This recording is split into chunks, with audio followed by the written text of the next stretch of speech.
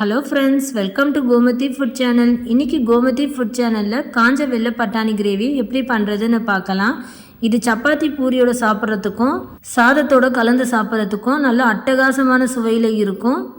எஸ்பெஷலாக இது ரசம் தயிர் சாதத்தோடு தொட்டு சாப்பிட்றதுக்கு சூப்பரான சைடிஷ். வாங்க இந்த பட்டாணி கிரேவி நம்ம எப்படி சுலபமான முறையில் செய்யலாம்னு பார்க்கலாம்.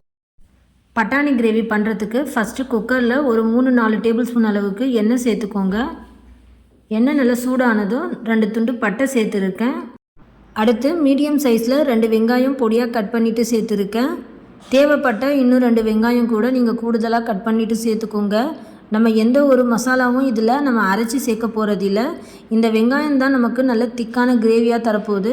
அதுக்காக நம்ம அது கூடுதலாக சேர்க்குறதுனாலும் சேர்த்துக்கலாம். இப்போ இதில் ஒரு பச்சை மிளகாவையும் சேர்த்துட்டு கேஸ் லோ ஃப்ளேமில் வச்சுட்டு நல்லா ஒரு 2-3 நிமிஷத்துக்கு நல்லா வதக்கி விட்டுக்கோங்க. வெங்காயம் நல்லா இந்த அளவுக்கு வதங்கி வந்ததும் இதில் 1 டேபிள் ஸ்பூன் அளவுக்கு நம்ம இஞ்சி பூண்டு விழுது சேர்த்துக்கலாம். இஞ்சி பூண்டு விழுது சேர்த்துட்டு அதோட பச்சை வாசனை போகிற வரைக்கும் நல்லா வதக்கி விட்டுக்கோங்க. பாருங்கள், இஞ்சி பூண்டு விழுது நல்லா வதங்கி வந்துடுச்சு. அடுத்து இதில் நம்ம 2 மீடியம் சைஸ் தக்காளியை பொடியாக கட் பண்ணிவிட்டு சேர்த்துட்டு அதையும் நல்லா வதக்கி விட்டுக்கோங்க. தக்காளி நல்லா திக்காக கிரேவி மாதிரி வர வரைக்கும் நல்லா வதக்கி விட்டுக்கோங்க. தக்காளி வெங்காயம் நம்மளுடைய விருப்பம் தாங்க. கூடுதலாக நம்ம சேர்த்துக்கிறதா இருந்தாலும் சேர்த்துக்கலாம். எந்த அளவு நம்ம சேர்க்குறோமோ அந்த அளவுக்கு நமக்கு திக்காக நமக்கு கிரேவி கிடைக்கும். காலையில் நேரத்தில் அவசரமாக லஞ்சு நம்ம பேக் பண்ணுறதுக்கு தேங்காய் அரைச்சிட்டு வெங்காயம் தக்காளியெல்லாம் நல்லா வதக்கிட்டு நம்ம அரைச்சி சேர்க்குறதுக்கு நமக்கு நேரம் பத்தாதுங்க. இது போல் நம்ம டக்குன்னு வெங்காயம் தக்காளி வதக்கி சேர்த்துக்கலாம். இப்போ நம்ம வெள்ளை பட்டாணியை ஓவர் நைட்டே நான் ஊற போட்டுட்டேன். நம்ம இந்த கிரேவிக்கு வெள்ளை பட்டாணி ஒரு 250 கிராம் அளவுக்கு நான் எடுத்திருக்கேன். வெள்ளை பட்டாணியை நம்ம சேர்த்துக்கலாங்க. சப்போஸ் நீங்கள் நைட்டு டின்னருக்கு செய்ய போகிறீங்கன்னா ஒரு மதியான டைமில் நீங்கள் ஊற வச்சிங்கன்னா நைட்டு டின்னருக்கு இந்த பட்டாணி நல்லா ஊறி வந்துடும். இப்போ இந்த பட்டாணி சேர்த்துட்டு நல்லா வதக்கிக்கலாங்க. கூடுமான அளவுக்கு நம்ம பட்டாணியை ஒரு 5 மணி நேரம் அளவுக்கு நல்லா ஊற போட்டுடுங்க. சப்போஸ் நீங்கள் பட்டாணி ஊற போட மறந்துட்டீங்கன்னா டக்குன்னு நீங்கள் சுடு தண்ணியில் பட்டாணியை ஒரு 5 நிமிஷம் நல்லா கொதிக்க விட்டுட்டு 1 மணி நேரம் ஊற போட்டதுக்கப்புறம் இது போல் செஞ்சுக்கோங்க. பட்டாணி நல்லா வதங்கி வந்ததும் இது போல் மூடி போட்டுட்டு நம்ம 1 நிமிஷம் அளவுக்கு வேக வச்சு எடுத்ததுக்கப்புறம் நம்ம மசாலா தூளெல்லாம் சேர்த்துக்கலாம். பாருங்கள், பட்டாணி முன்ன விட இப்போ நல்லா கலர் சேஞ்ச் ஆகி நல்லா வதங்கி வந்துடுச்சு. அடுத்து இந்த கிரேவிக்கான மசாலா தூள் சேர்த்துக்கலாம். நம்ம இதில் 2.5 ஸ்பூன் அளவுக்கு குழம்பு மிளகாய் தூள் சேர்த்துக்கணுங்க. அடுத்து 1/4 ஸ்பூன் மஞ்சள்தூள், ருசிக்கு தேவையான அளவு உப்பு சேர்த்துட்டு நல்லா கலந்துக்கோங்க. இதில் சேர்த்து நம்ம குழம்பு மிளகாய் தூளில் எந்த ஒரு வாசனை பொருளும் சேர்த்து அரைச்சது இல்லைங்க. இந்த குழம்பு மிளகாய் தூளில் தனியா மிளகாய் மட்டும் சேர்த்து அரைச்ச குழம்பு மிளகாய் தூளுங்க. நம்ம பட்டை கிராம்பு வாசனை பொருள் கருவேப்பிலை அரிசியெல்லாம் சேர்த்து நம்ம அரைக்கிறது இல்லைங்க. இந்த மாதிரி மசாலா தூள் சேர்த்து நீங்கள் செஞ்சு பாருங்கள், நல்ல சுவையாக இருக்கும். அடுத்து இந்த கிரேவிக்கு தேவையான அளவு நம்ம தண்ணி சேர்த்துக்கலாம். ஒரு 2 கிளாஸ் அளவுக்கு தண்ணி சேர்த்துருக்கேங்க. இப்போது தண்ணி நல்லா கொதித்ததுக்கப்புறம் நம்ம குக்கர் மூடி போட்டு ஒரு 5-6 விசில் வந்ததுக்கப்புறம் நீங்கள் கேஸ் ஆஃப் பண்ணிவிடுங்க. பாருங்கள், 6 விசில் வந்ததுக்கப்புறம் பட்டாணி கிரேவி இந்த அளவுக்கு இருக்குது. இப்போ இதை நம்ம கலந்து பார்த்துட்டு நல்லா திக்காக இருந்தால் நம்ம இதை அப்படியே சர்வ் பண்ணிடலாம். கொஞ்சம் தண்ணியாக இருந்தால் நம்ம இந்த தண்ணியை கொஞ்சம் வற்ற வச்சு எடுத்துக்கலாம். ஆனால் பட்டாணி வெந்துடுச்சானு நம்ம செக் பண்ணி பார்த்துக்கலாம். பாருங்கள், பட்டாணி மட்டும் நல்லா சாஃப்டாக வெந்துடுச்சு. சப்போஸ் இந்த கிரேவி உங்களுக்கு இந்த அளவுக்கு திக்னஸ் இருந்தால் சரியாக இருக்கும்னா நீங்கள் இதை அப்படியே நீங்கள் சர்வ் பண்ணிக்கலாம். நான் இன்னும் கொஞ்சம் திக்காக்க போகிறேன். ஸோ அதனால் இதை இன்னும் நான் கேஸில் ஒரு 2 நிமிஷம் நல்லா கொதிக்க விட்டதுக்கப்புறம் நம்ம ஆஃப் பண்ணிக்கலாம். பாருங்கள், எனக்கு இந்த அளவு திக்னஸ் இருந்தால் சரியாக இருக்கும். நல்ல சூப்பரான அருமையான சுவையில் பட்டாணி கிரேவி ரெடி ஆகிடுச்சு. இந்த காஞ்ச வெள்ளை பட்டாணி கிரேவியோட காலையில் பிரேக்ஃபாஸ்ட்டுக்கும் நைட்டு டின்னருக்கு நீங்கள் சப்பாத்தி பூரி செய்கிறீங்கன்னா அதுக்கு இது சைடிஷாக வச்சு பாருங்கள், சூப்பராக இருக்கும். லஞ்சுக்கு சுட சுட சாதத்தில் கலந்து சாப்பிடவும் தயிர் சாதம் ரசம் சாதத்தோட சைடிஷாக வச்சு சாப்பிட்றதுக்கும் சூப்பரான சுவையில் இந்த பட்டாணி கிரேவி அருமையாக இருக்கும். இந்த கிரேவிக்கு நம்ம எந்த ஒரு விழுதும் அரைச்சி சேர்க்காம நல்ல சுவையான பட்டாணி கிரேவி ரெடி பண்ணியாச்சு. நீங்களும் உங்கள் வீட்டில் இதே போல் பட்டாணி கிரேவி செஞ்சு பார்த்துட்டு உங்களுக்கு எப்படி வந்ததுன்னு நீங்கள் மறக்காமல் கமெண்ட் பண்ணுங்கள். வீடியோ பிடிச்சிருக்கும்னு நம்புகிறேன். பிடிச்சிருந்தால் ஒரு லைக் கொடுங்க. உங்கள் ஃப்ரெண்ட்ஸ் அண்ட் ஃபேமிலியோட ஷேர் பண்ணிக்கோங்க. மறக்காமல் நம்ம கோமதி ஃபுட் சேனலை சப்ஸ்கிரைப் பண்ணிக்கோங்க. தேங்க்ஸ் ஃபார் வாட்சிங். ஹலோ ஃப்ரெண்ட்ஸ், இன்றைக்கி கோமதி ஃபுட் சேனலில் ஈவினிங் டைமுக்கு சாப்பிட்ற மாதிரி ஒரு சூப்பரான பட்டாணி மசாலா சுண்டல் தான் நம்ம எப்படி செய்கிறதுன்னு பார்க்க போகிறோம். இது நம்ம தெருவோர கடைகளில் வண்டி கடையிலலாம் வாங்கி சாப்பிடுவோம், இல்லைன்னா நம்ம பீச்சுக்கெல்லாம் போனால் சாப்பிடுவோம்ல, அந்த பட்டாணி மசாலா சுண்டல் தான் நம்ம வீட்டில் ஈஸியாக அதே மாதிரி நல்லா டேஸ்ட்டாக செய்ய போகிறோம். ஃப்ரெண்ட்ஸ் வாங்க இப்போ நம்ம வீடியோக்குள்ளே போய் எப்படி செய்கிறதுன்னு பார்க்கலாம். ஃபஸ்ட்டு இந்த ரெசிபி பண்ணுறதுக்கு நான் 1.5 கப் அளவுக்கு வெள்ளை பட்டாணி எடுத்திருக்கேன். நீங்கள் இதை பச்சை பட்டாணியில் கூட செய்யலாம்.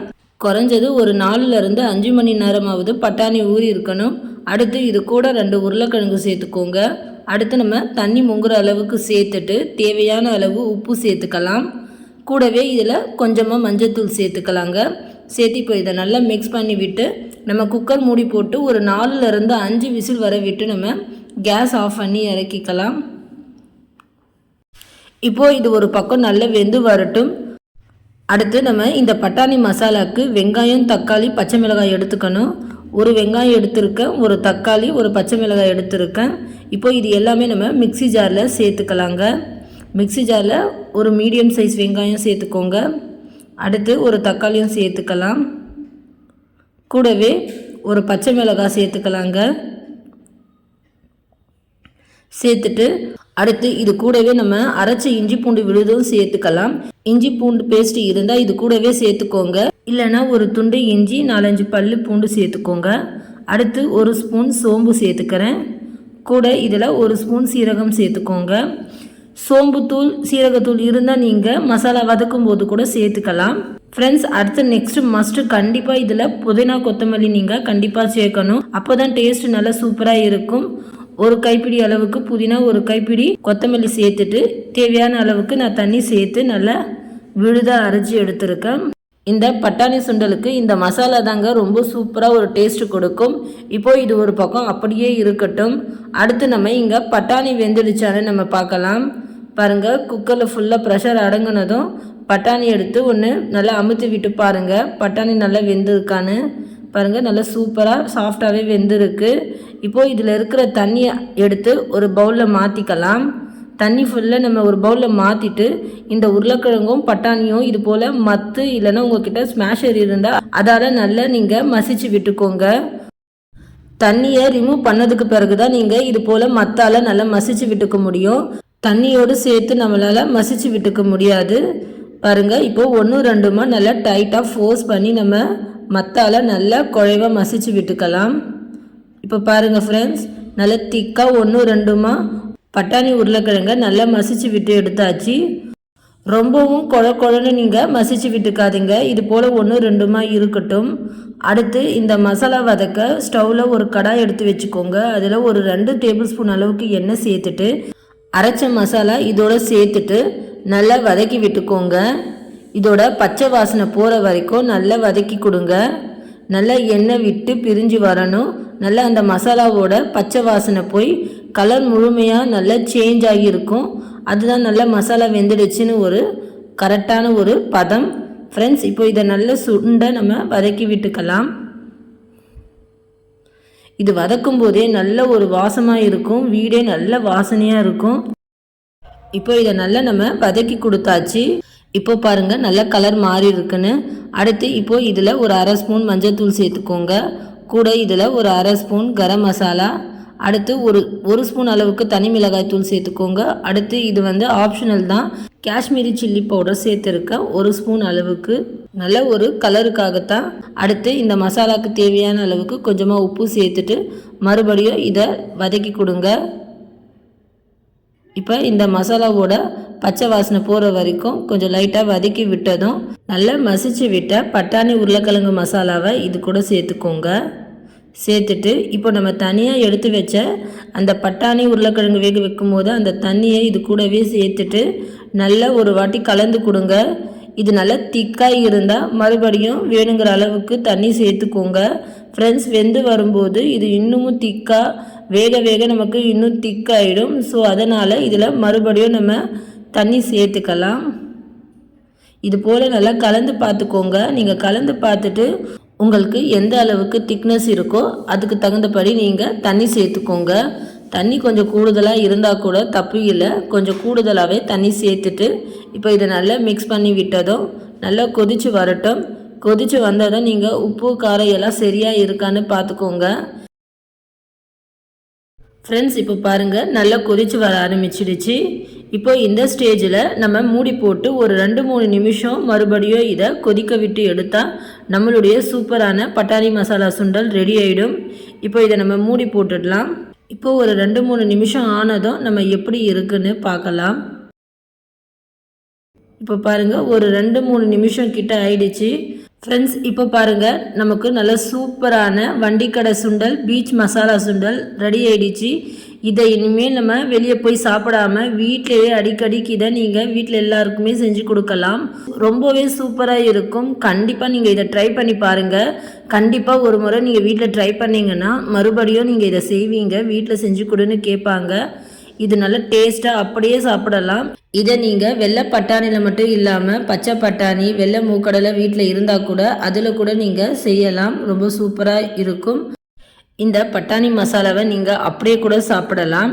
இல்லைனா இதுக்கு மேலே நீங்கள் பொடியாக கட் பண்ண கொஞ்சம் வெங்காயம் சேர்த்துக்கோங்க. சேர்த்துட்டு அடுத்து இது கூடவே மேலே கொஞ்சம் பொடியாக கட் பண்ண கொத்தமல்லி தூவிக்கோங்க. அடுத்து இது கூடவே நம்ம கொஞ்சமாக பொடியாக சீவன கேரட்டும் தூவிக்கலாம். இதோட நீங்கள் சேர்த்து இடையிடையே அதை கடித்து சாப்பிடும்போது டேஸ்ட்டு சூப்பராக இருக்கும். ஃப்ரெண்ட்ஸ், கண்டிப்பாக இதை நீங்கள் ட்ரை பண்ணி பாருங்கள். செஞ்சு சாப்பிட்டு பார்த்துட்டு எப்படி இருந்ததுன்னு மறக்காமல் கமெண்ட் பண்ணுங்கள். இந்த வீடியோ கண்டிப்பாக பிடிச்சிருக்கும்னு நம்புகிறேன். வீடியோ பிடிச்சிருந்தா லைக் பண்ணுங்கள், ஷேர் பண்ணுங்கள். மறக்காமல் நம்ம கோமதி ஃபுட் சேனலை சப்ஸ்கிரைப் பண்ணிக்கோங்க. தேங்க்ஸ் ஃபார் வாட்சிங். Hello friends, welcome to Gomathi food channel. இன்றைக்கி நம்ம கோமதி ஃபுட் சேனலில் கறி குழம்பு டேஸ்ட்டில் பட்டாணி குழம்பு எப்படி பண்ணுறதுன்னு பார்க்கலாம். டேஸ்ட் அப்படியே கறி குழம்பு சுவையில் இருக்கும். கண்டிப்பாக இந்த பட்டாணி குழம்பு வச்சு பாருங்கள். ஃப்ரெண்ட்ஸ், வாங்க இந்த பட்டாணி குழம்பு நம்ம எப்படி பண்ணுறதுன்னு பார்க்கலாம். ஃபஸ்ட்டு இந்த பட்டாணி குழம்புக்கு நம்ம மசாலா எல்லாம் நல்லா வதக்கிட்டு அரைக்கணும். அது எப்படி பண்ணுறதுன்னு பார்க்கலாம். அதுக்கு ஃபஸ்ட்டு ஸ்டவ்வில் ஒரு பேன் எடுத்து வச்சுக்கோங்க. அதில் 1 ஸ்பூன் அளவுக்கு எண்ணெய் சேர்த்துட்டு இந்த மசாலா எல்லாம் இதுக்குள்ளே சேர்த்துக்கலாம். நான் ஒரு துண்டு பட்டை எடுத்துருக்கேன், 2 கிராம்பு, ஒரு 1/2 ஸ்பூன் சோம்பு சேர்த்துக்கோங்க. கூடவே ஒரு 1/2 ஸ்பூன் சீரகம் சேர்த்துட்டு ஒரு வாட்டி நல்லா வதக்கி விட்டுக்கோங்க. மசாலா எல்லாம் நல்லா வதக்கியதும் 2 மீடியம் சைஸ் வெங்காயம் ரஃபாக கட் பண்ணிவிட்டு சேர்த்துக்கோங்க. சேர்த்துட்டு இப்போது இதையும் நல்லா வதக்கிக்கோங்க. வெங்காயம் நல்லா கண்ணாடி போல் நம்ம வதக்கி எடுத்துக்கலாம். இப்போ பாருங்கள், வெங்காயம் நல்லா வதங்கிடுச்சு. இப்போ இது கூடவே 4-5 முந்திரி சேர்த்துக்கிறேன். முந்திரி சேர்க்குறதாலும் சேர்க்கலாம், இல்லைனா கசகசா இருந்தால் உங்ககிட்ட 1/2 ஸ்பூன் அளவுக்கு சேர்த்துக்கோங்க.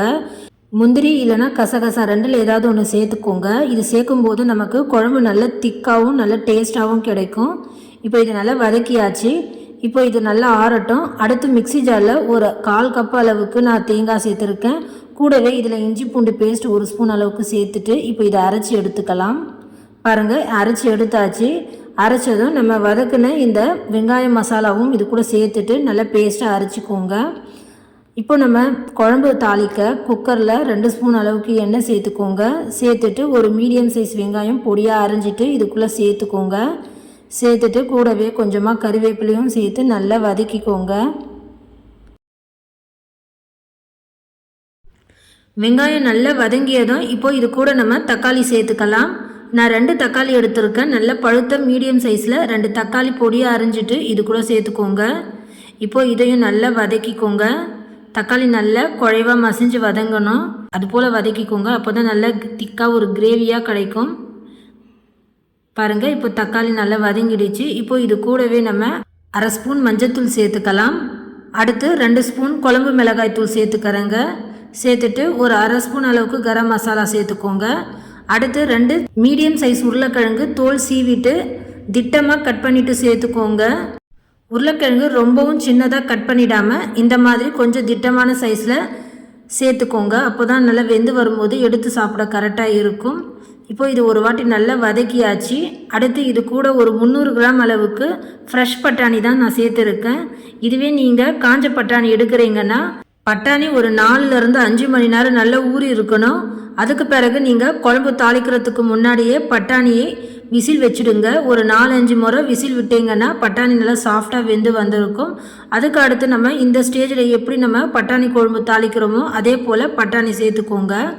இப்போ நம்ம பட்டாணி நல்லா போட்டு வதக்கியாச்சு. மசாலாவோடு சேர்ந்து நல்லா வதக்கியதும் நம்ம அரைச்ச விழுது இதுக்குள்ளே சேர்த்துக்கலாம். அடுத்து இதுக்கு தேவையான அளவுக்கு நம்ம உப்பு சேர்த்துட்டு இப்போ மறுபடியும் நல்லா வதக்கி விட்டுக்கோங்க. நம்ம இந்த பச்சை பட்டாணி குழம்புக்கு நல்ல ஃப்ரெஷ்ஷான பச்சை பட்டாணி சேர்த்துருக்கோம்.